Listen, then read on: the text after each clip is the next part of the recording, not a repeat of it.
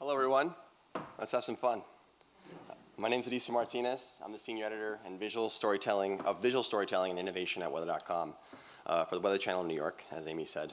We're part of a group called the Weather Company, which is owned by IBM and is based in the United States. Over the next several slides, I'm going to talk about visual storytelling, and what I think that means for journalists, for news organizations, is that there is just more and more opportunities to tell stories visually. Thanks to everything from smartphones to GoPros to websites that take advantage of better bandwidth, there's more room for creativity and innovation than ever before. But maybe I'm getting ahead of myself. A quick show of hands here who actually has heard of the Weather Channel and weather.com. Okay, great. So I hated this slide, so I would love to move forward. Basically, unfortunately, we don't sell umbrellas, and we're essentially a portal for weather data, news, local forecasts, commuter conditions, that sort of thing. But maybe you're also asking yourself, why would the Weather Channel or weather.com be interested in storytelling? Well, the weather is a story humans have been telling themselves for as long as humanity has been telling stories. How we deal with it, how we predict it, how we're affected by it, how it is out of our control and out of control. It's humbling. To tell stories about the weather is to get involved with forces greater than ourselves. Every story, whether painful or playful, can now be captured from multiple angles. The truly one-in-a-million shot, like this clip from storm chaser Martinez from Harper County, Kansas, is becoming more and more a commonplace. Now that you have a camera in your pocket, nothing is stopping you from capturing the world around you. This spectrum of storytelling opportunities can only exist in the digital space. The surge of technology of smartphones, of dash cams, of pro-consumer cameras, the lowering of barriers of entry for capturing the world around us means that there is more stories to tell more richly than ever before. And with the internet in your pocket, that portal is available to anyone, anywhere, at any time. So let's quickly look at some statistics, and I know that data slides tend to be boring, so I added this sassy giraffe to lighten the blow.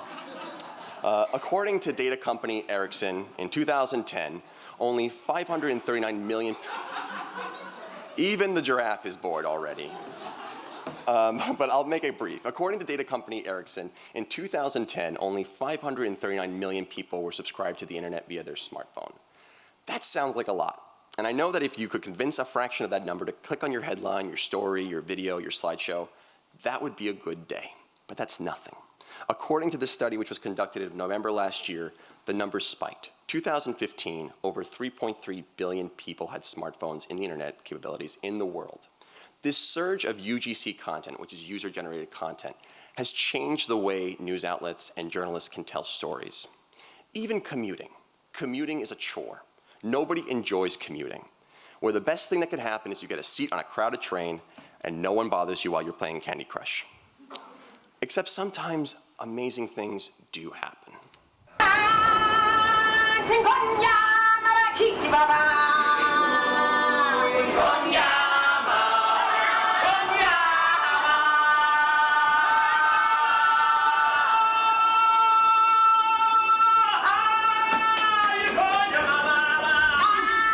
And when they do, a train car is no longer filled with Candy Crushers. They're filled with photographers and cinematographers.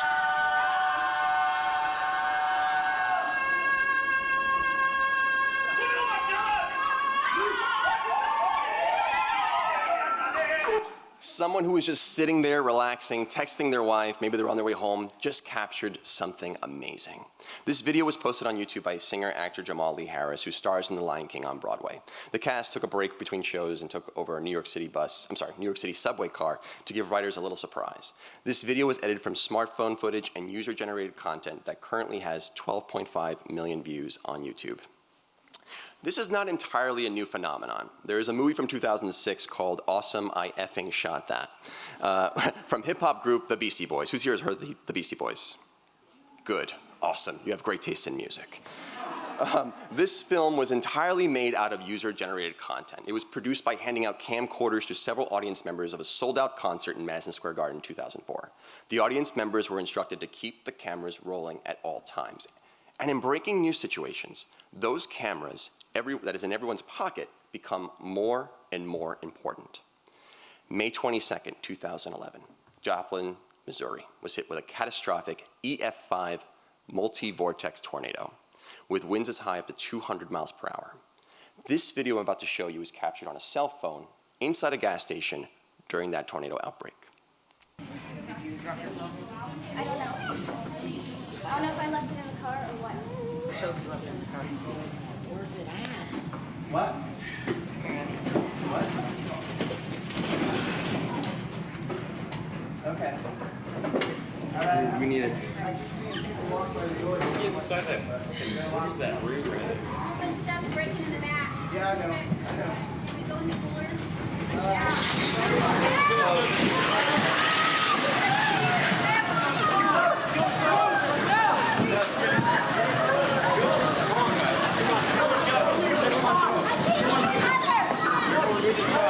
Everybody grab this. Go. Great. Get in.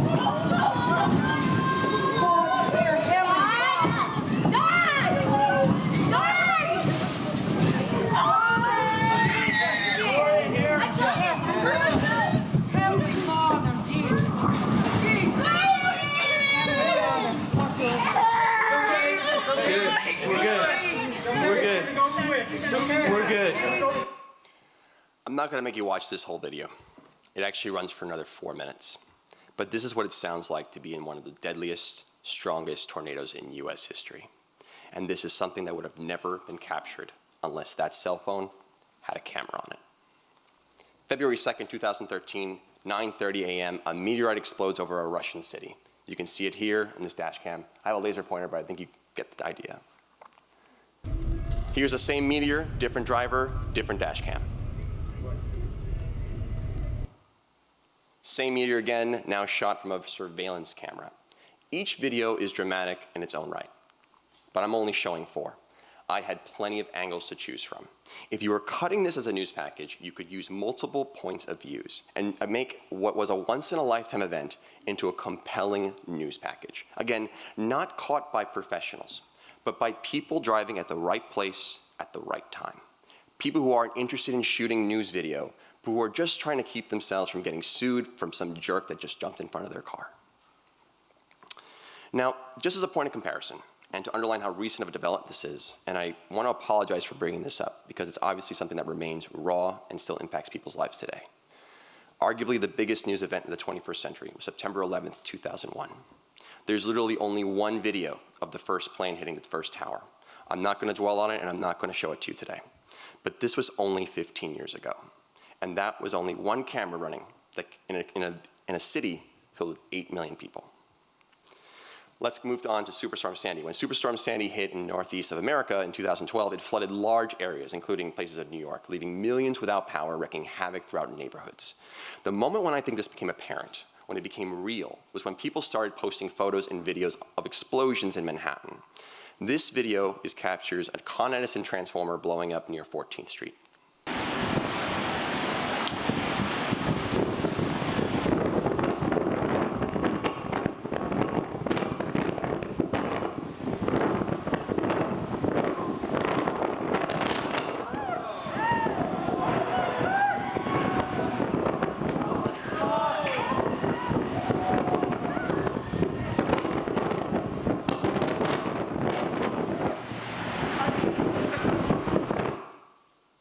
Here's another UGC video from power line explosion during Superstorm Sandy, this time in Cliffside, New Jersey. And now that I know that every part of New Jersey is toxic, this place is probably toxic too.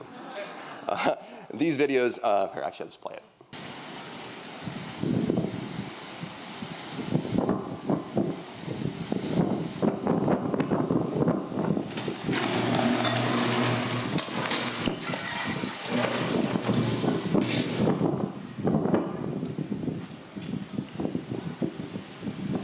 Fuck.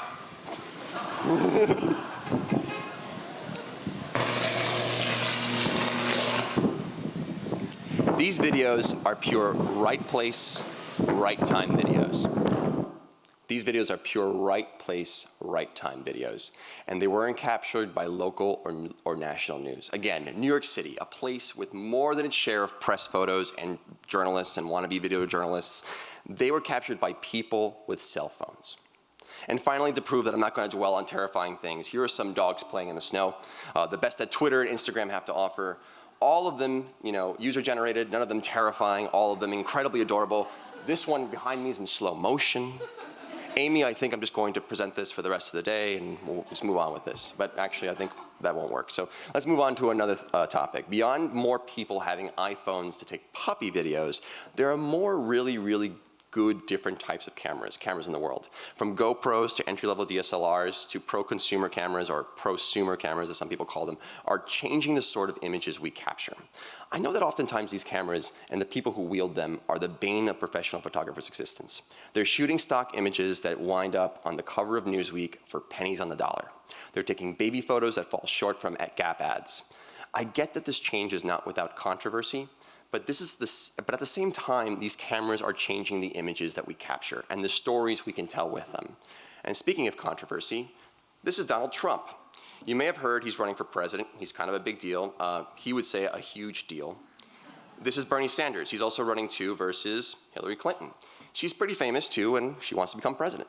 All of these photos of famous major contenders of the highest office in America, these photos taken during this downright nutty political season, all of them were taken by one amateur, one guy, this guy, Gage Skidmore.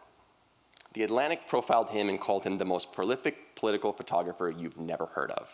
His work, his totally free Creative Commons, released for free on Flickr work, has been used by major news outlets like the Washington Post, the New Republic, and even the Atlantic.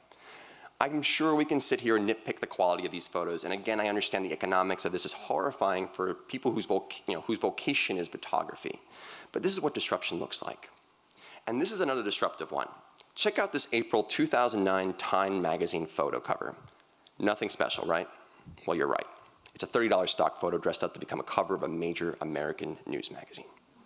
I'm not going to call this good, and I'm not going to call this evil. Actually, I want you guys to do that. I want to get a show of hands. Who thinks that stuff like this and those presidential candidate photos are a terrible thing? Raise your hand. Oh, wow. So you must all be photographers. So you must all be editors and not photographers. All right, let's move on. So let's go back to Superstorm Sandy, to an aspiring photographer named Amy Medina. Hopefully something that won't upset anyone. So when she went to check on the boardwalk near a beach in Long Island, New York, she snapped this photo, this dramatic, one-of-a-kind shot as far as I've seen. Maybe a little too much Photoshop. But this photo was displayed in the Museum of the City of New York and was featured in Time magazine during their Sandy coverage, and I'm sure it wasn't for $35. We saw this photo at weather.com, and we loved it so much we sent her back to take this photo of the same location 1 year later.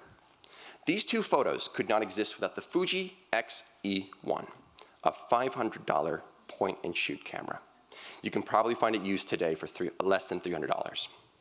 I don't know a more concise way to show the difference from impact to recovery than something like this before and after series. It was one of the first projects I worked on at weather.com. Sandy was the second costliest US storm on record, $65 billion in damages, destroying and damaging 650,000 homes and knocking out power to 8.5 million people in the Northeast America. And these photos show the difference a year can make after a devastating storm. But DSLRs aren't the only thing that are changing. GoPros, these tiny action wide-angle cameras, were introduced in 2013, and they are wielded by people who are often not trained photographers, but trained skydivers, professional stunt women, basically anything that's cool and dangerous that I don't want to do. Actually, I'm not even sure there's an official training guide to jumping off a cliff on a wingsuit.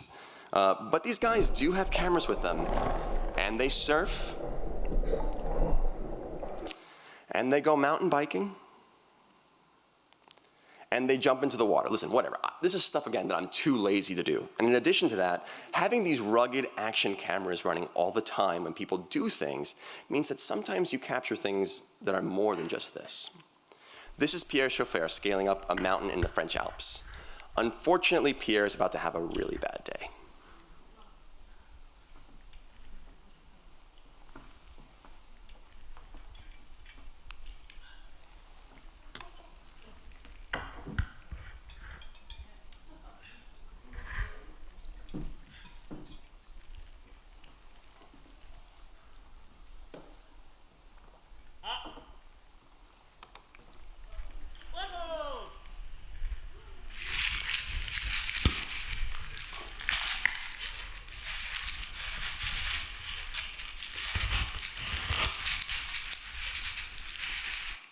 Fortunately, he was protected by the cowardly blast of the icicle-covered overhang. Despite being trapped in a minute-long avalanche, Pierre escaped completely unscathed.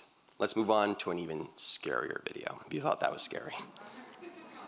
9 skydivers, 4 GoPros, 1 terrible accident. You are about to watch 2 planes collide, carrying skydivers in midair, 12,000 feet above Superior, Wisconsin.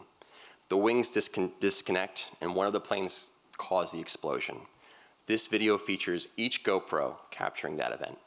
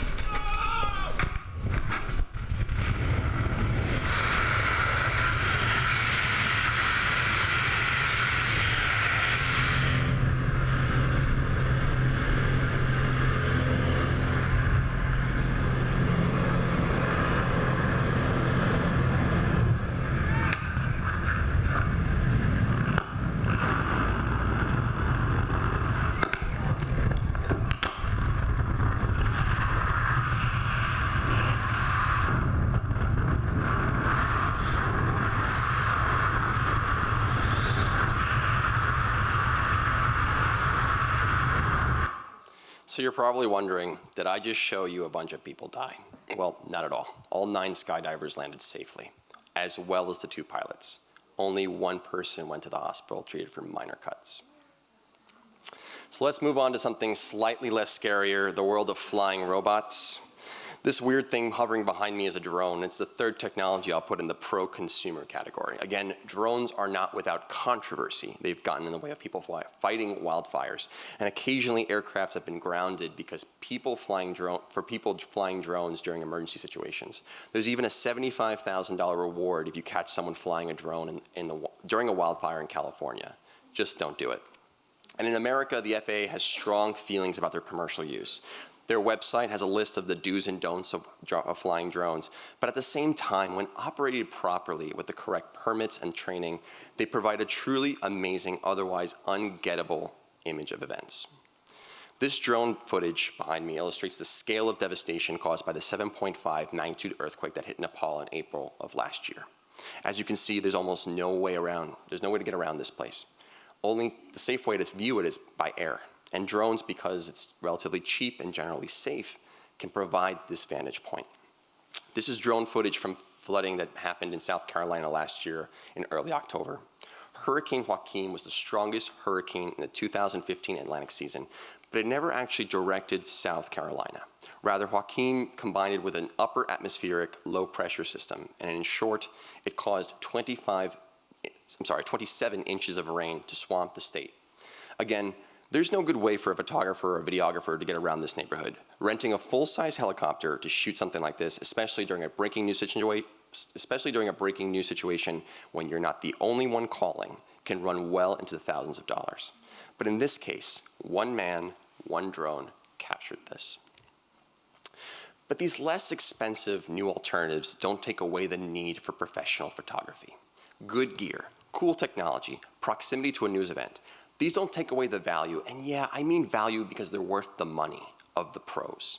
By the way, I'm most people in the spectrum of photography. The images captured by people who have studied this craft, have mastered it, is quantifiably different than most people who can capture stuff on their iPhone or that get that DSLR they got for Christmas.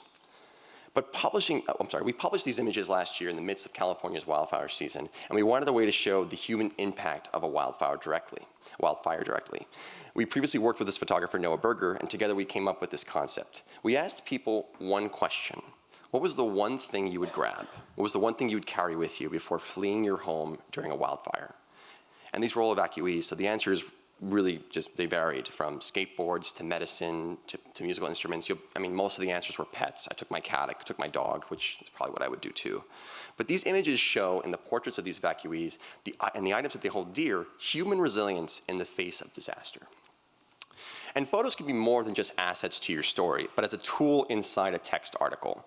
For Hurricane Katrina's 10-year anniversary, we did a series of stories, including this one on a town where oyster harvesting had gone from a driver of the local economy to an unsustainable source of income due to Katrina and the Gulf oil spill.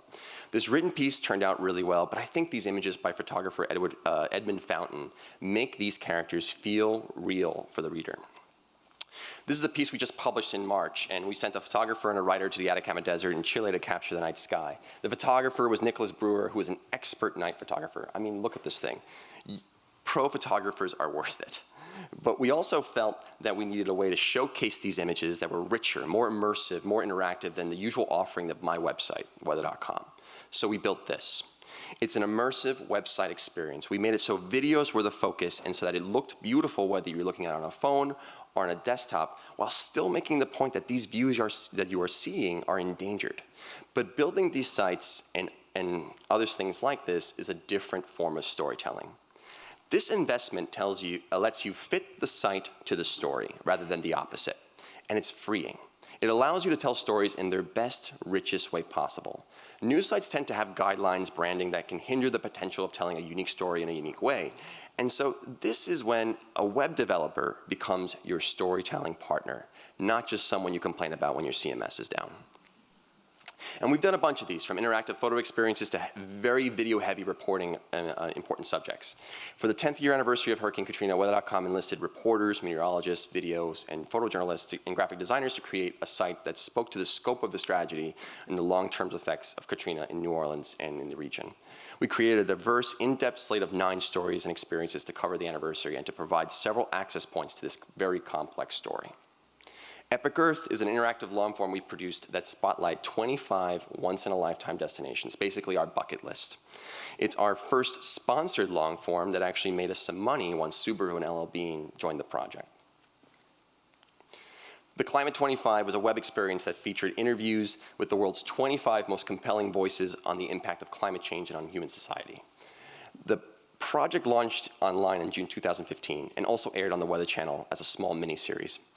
In designing the production of this project, we toyed with traditional formats, a full documentary, a series of news packages, a special section on weather.com, but we ultimately decided that we needed a new interactive experience to help people understand the array of voices and the issues that let them dive into this material.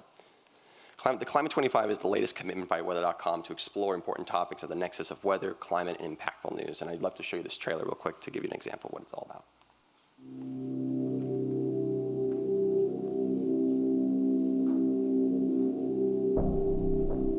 Doing nothing today is radical risk-taking. If you wanted to create the perfect risk, this is what it would look like.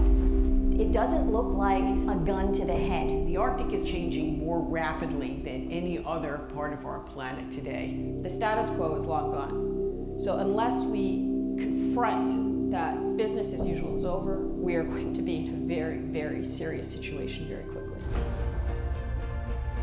Climate change poses a massive threat to the world. All of us that have observed the force and power of nature understand that there's some things that can't be rolled back. The Syrian Revolution basically started in some of the driest places in the country. Agriculture is really the first domino in a series of hundreds of dominoes that are going to fall. If our crops don't adapt to climate change, neither will we. By 2040, virtually the islands will be gone. I think there are many companies now that would tell you that climate change is directly impacting their bottom line. That's real money for all of us. Everybody will suffer if it continues like this. We need to guard against the failure of imagination when it comes to climate change. Something is going to happen in the future years, and we're not going to be prepared. Climate change is one of these risks that is kind of make or break for humanity.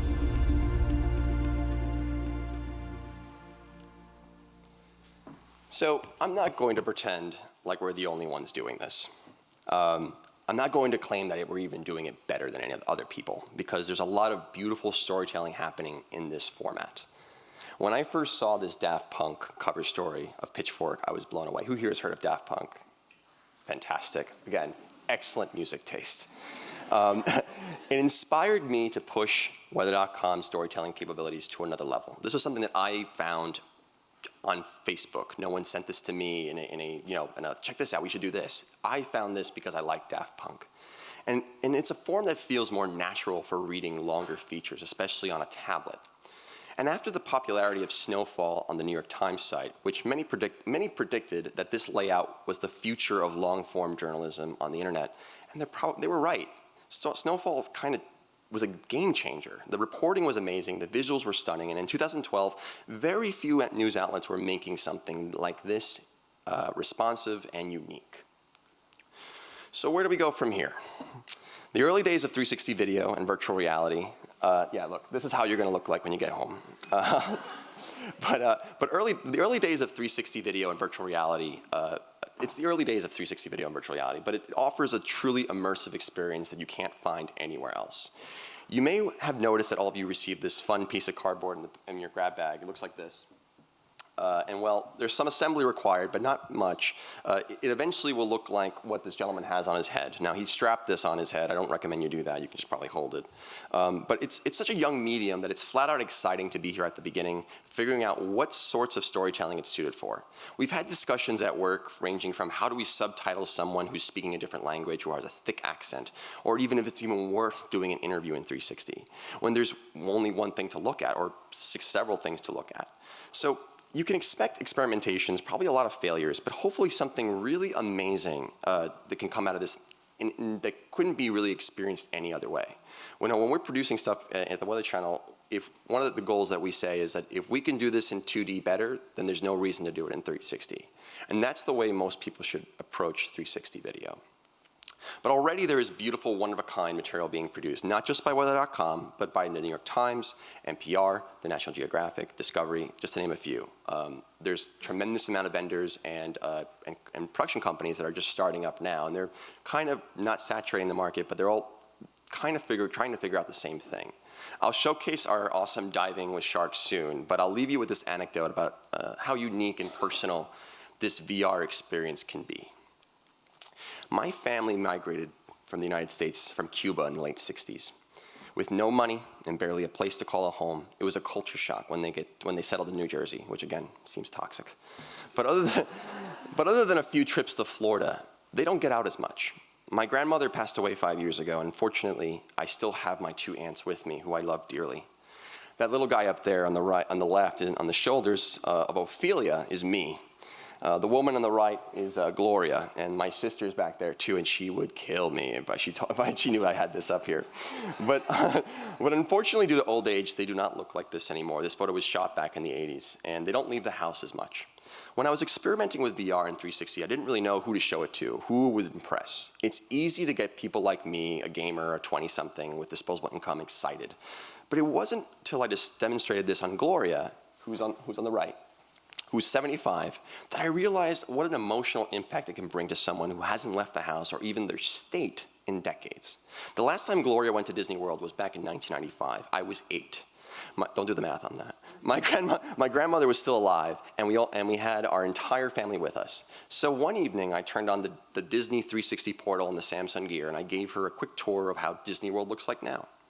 But then I showed her some of the 360 videos that we were producing in Iceland and gave her a quick tour of everything I saw when I went there with my wife back in February 2014.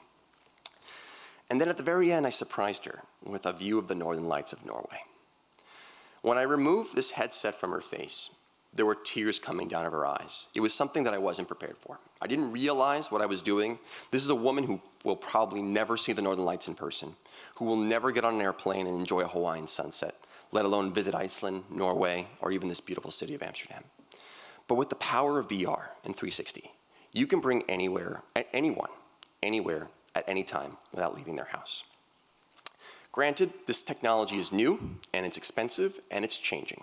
The cameras available right now are far from being user-friendly. There's no mass-produced, out-of-the-box solution for creating beautiful high-definition 360 video right now that you can purchase at Best Buy or an Amsterdam Best Buy equivalent.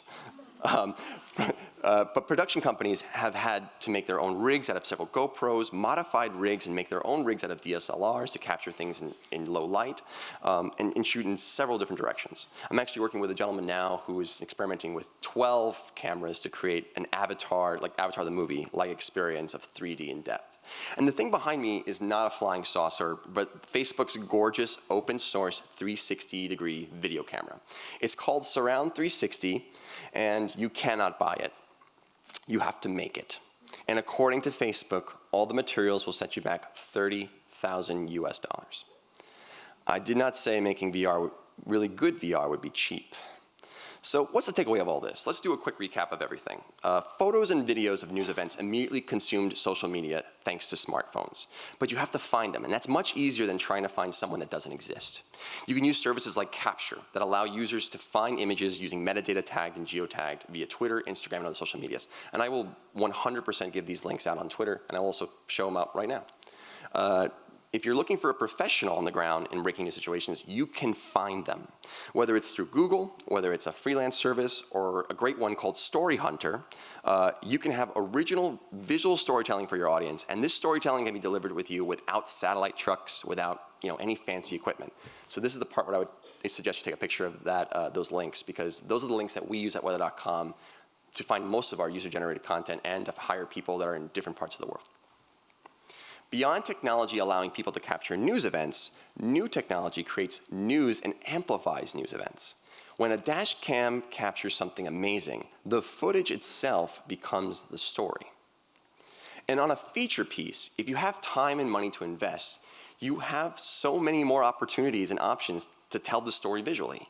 From 360 video to rich design, you have so many choices on how you can make this really fit the medium and the story you're trying to tell.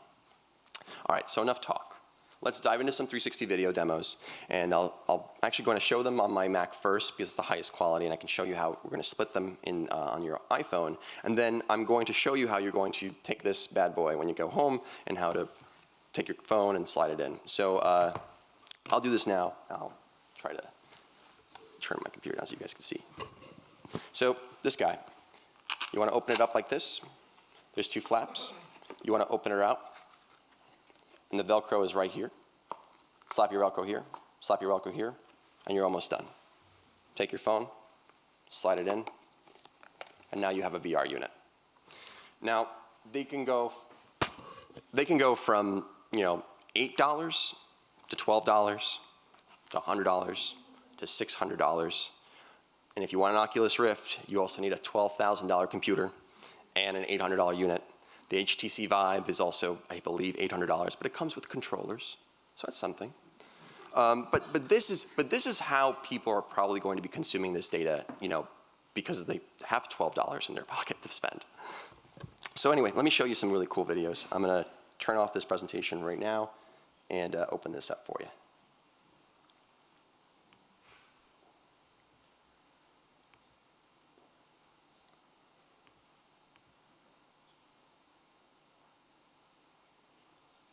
So the first video I'm going to show you is a very scary airport. You may have heard of it. It's the Princess Juliana International Airport in Saint Martin. It is, well, I'll let this video explain how awesome this airport is.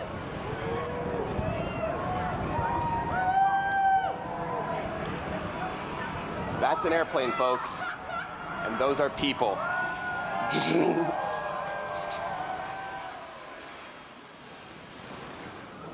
All right, that was cool, right? But check this out. Let's go back and view it from this way.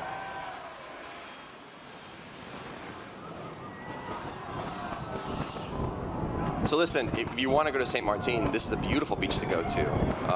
You know, fantastic sand and waters, but you'll have to deal with a couple planes once in a while, maybe several. But all right, let's move on to something a little more fun, well, rather more scary, I guess. We dived in with some sharks, and this is what it came out as. This is in Juniper, Florida. Now imagine putting these goggles on like this, and it splits the screen in two. So now, you know, again, imagine this on your phone. You have two different, you know, really windows here, and you can watch this through this angle. That's a grouper. Some more sharks.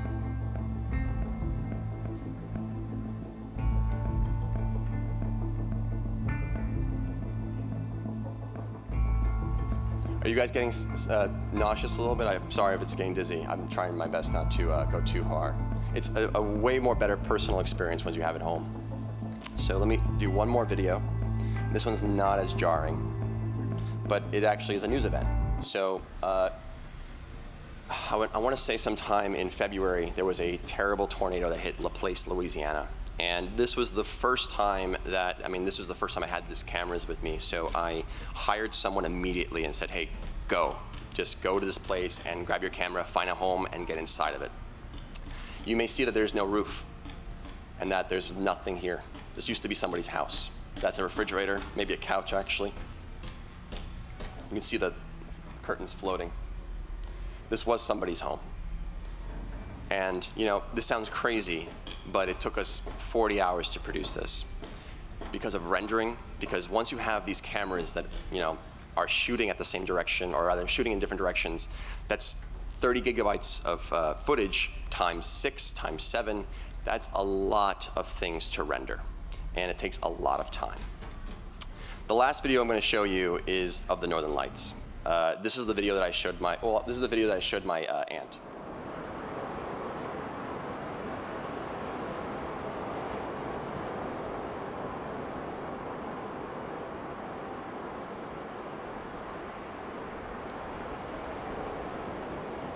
"15 seconds long, nice and short." This was the first video that actually got a lot of traction on Facebook because I think, you know, I don't think anyone else had done this yet. You know, we customized some GoPro cameras to do long exposures because, again, 360 cameras, or rather 360 cameras didn't exist at this time, so we were just using GoPros. So this was a lot of fun. Maybe I have time for one more, if I may. This is Glacier Cave. I'm not even going to try to pronounce this for you. It's in Iceland, and it's a very long thing. But I'm going to tell you. I'm going to give it a shot. You know what? You can just make fun of me. Slohem Malakuf. It's spelled. There you go. It's SOLHEIMAJOKULL. So you can't blame me, guys. So anyway, let's move on. Actually, I think we're basically done with these videos. So let me put up this slide up now, just so you guys can see any information.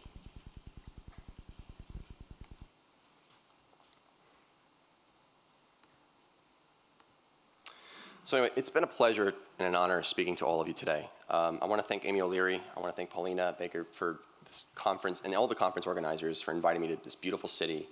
And I wish you all the best. And if we have some time, I'd love to answer any of your questions. I'm going to try my best. You know, like I said, 360 is a new environment, and as you're learning, I'm learning as well. So, yeah. Thank you very much.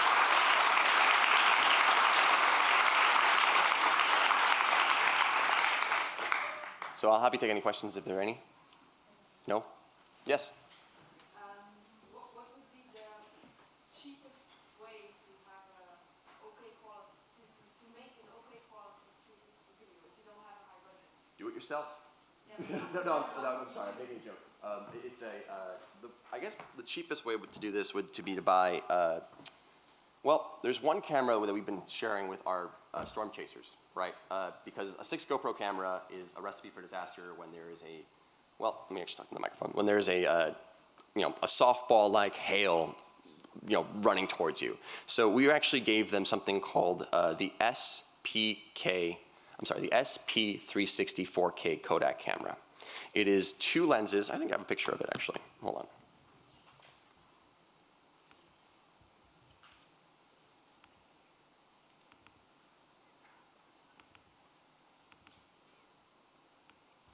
This guy right here has been the camera that I've been sharing with all my storm chasers. Right now I have 5 storm chasers with this camera, and the reason why it's kind of perfect for them is because it's shooting in 4K, which means I can compress it to 1080p, which is right around the time that Facebook allows me to do it. Because, like, again, even that avatar-like camera we're building where it has 12 lenses, there's no platform right now to consume this.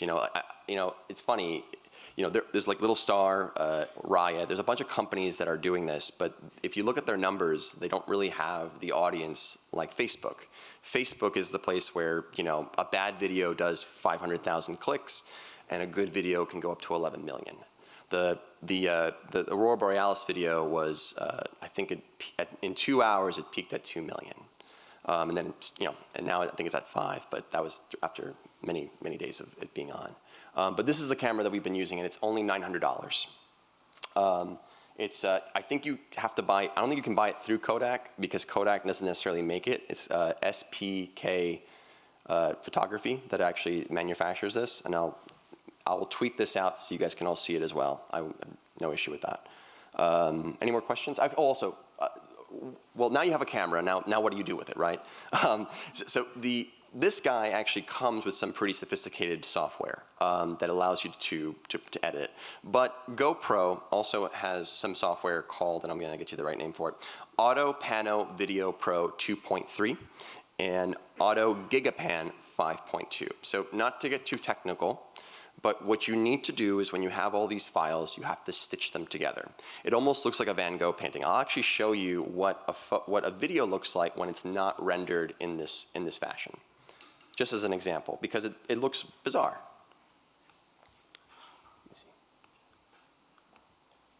You see, this is basically looks like a bunch of turning like weird spherical images. But once you ingest these videos using Facebook's metadata, YouTube's metadata, it actually then turns it into what you saw, which was a one-panel 1080p experience. That software is free, and that is called 360 Video Metadata Tool. And guys, I will totally put this all on Twitter for you guys. Because my name is Edecio, it's very easy to find me on the internet. So it's EDECIO. I'm on Twitter. You guys I'll definitely put these posts up and you guys can see them. Any more questions? Yes? So the success of the first video, wasn't just dropping it on Facebook, or was there a whole strategy on how to show everyone what you created? Well, I would say that Facebook was very excited when we had the Aurora Borealis. It's one of those things where you send an email saying, hey, we have this, and the next thing you know, you have a phone call where mysterious people are staying quiet on the call, and they want to learn about what you're doing and what kind of equipment you have. And once Facebook kind of knew that we weren't, fooling around and that we were experimenting with this, they were like, we want you to keep letting us know when you're posting stuff. So there was an excellent article in the New York Times about the Oculus Rift, about how awesome that device is, but how there's no content for it, right? Like you buy it, you've spent $2,000, and you have 2 games and maybe some silly videos. And to me, these videos aren't the pinnacle of 360.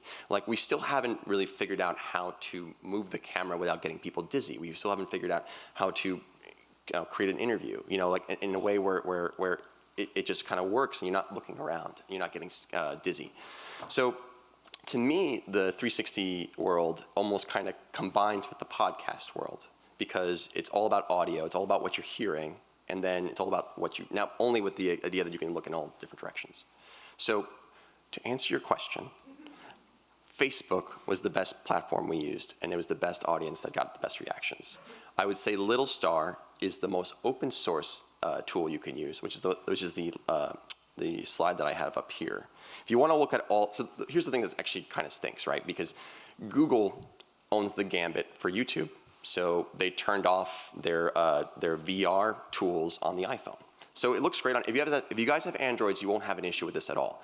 But Little Star is the only application on the App Store and on web that is universal for both iPhone and for Android. I actually would encourage you to download Little Star on your app and use it with these boxes because it's the best experience.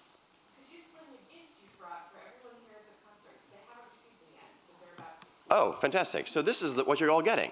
Right? It's a, you know.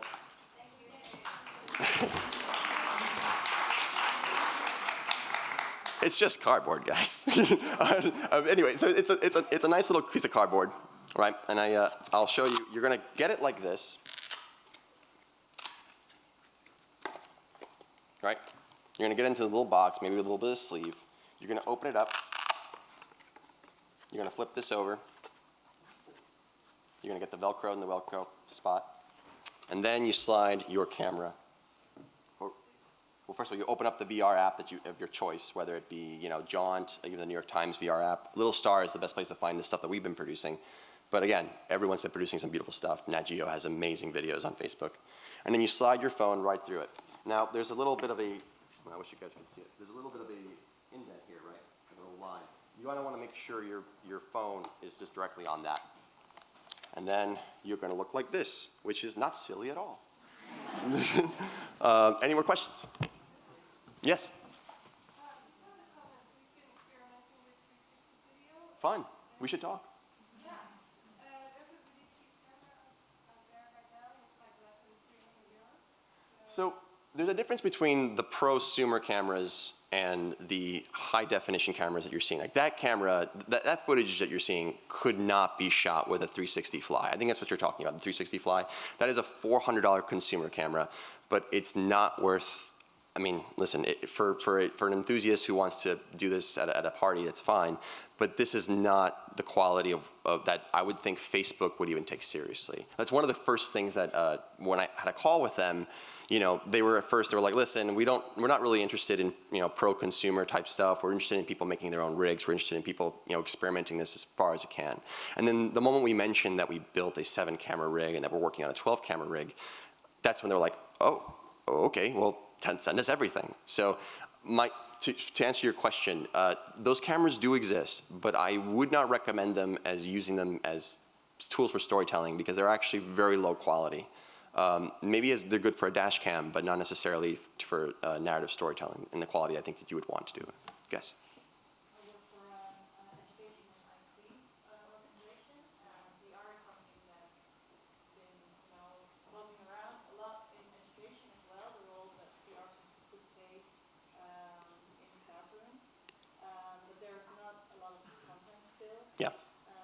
So do you think journalists or storytellers could maybe play a role in, you know, shooting? We can't hear. Her question is, do you think journalists and storytellers can use these type of cameras? And I think 100% yes, for educational purposes. I don't see why that's not. You know, these cameras really are, their purpose is to take you to a place that you're not at, right? And I would love to sit in on a Harvard, seminar. I would love to sit in a Broadway show that I wouldn't be able to see, like Hamilton. I'm not gonna see Hamilton for another 5 years. But I would love to have a VR experience that I can pay $10 for and see Hamilton in 360. So to answer your question, I think this works for almost any medium when there's information, right? Because again, I can put a 360 camera right here, and that's what I wanted to do so I can have my parents come and see this, just so that they can experience what I'm presenting. So to me, yes, your answer is absolutely yes. Educational purposes, this makes perfect sense. It's probably easier for you to get this out the door than someone like me who's more interested in the narrative, you know, aspect of 360. This is very challenging to kind of get people to watch well, not only to watch it, but to not get dizzy and to understand where to look during a 360 narrative story. You know, I think New York Times, Nat Geo has done a great job. Even ABC News has done a good stuff with Nepal. But right now, we're at the stage of moving pictures. You know, we're at the stage where, you know, back then when we had a camera, you just shoot the Eiffel Tower and look at that for 2 hours. You know, that's where we're at right now with 360. It's going to change as the technology changes. And in a month, this presentation could be irrelevant because there could be a camera. Facebook could turn on some switches, and next thing you know, it's easy for all of us. Any more questions? Yes? I remember weather before it happened, and I think it's great. But my question is, why does weather and IBM think that storytelling in VR is, what is the logic of investing in this from a company perspective? Well, so IBM purchased the Weather Channel in February. And Weather.com was always a story house. 3 years ago when Neil Katz, my executive editor, was hired, we were, really what happened was Sandy happened, right? And the amount of traffic that was coming to Weather.com was absurd. It was to the billions, to the point that the servers needed to be reworked. So the higher ups at the Weather Channel kind of figured out that, okay, so people aren't just coming here for local news, or rather local forecasts, they want news. So 3 years ago, Weather.com was a place you can get weather and walk away. Now you can be engrossed in incredible amounts of storytelling, not just simple articles that are just fun to read, like top 10 lists, but also long forms. If you go to features.weather.com, you'll see all the stuff that we've been producing. That are magazine type pieces, 5,000 words. So to answer your question, IBM is, to put it bluntly, has left us alone. They've allowed us to do what we want, and they've allowed us to make, to have an editorial independence for weather.com, which allows us to talk about climate change, allows us to talk about any news event. So yeah, IBM has been incredibly supportive, and my job hasn't changed since the merger. Does that answer your question?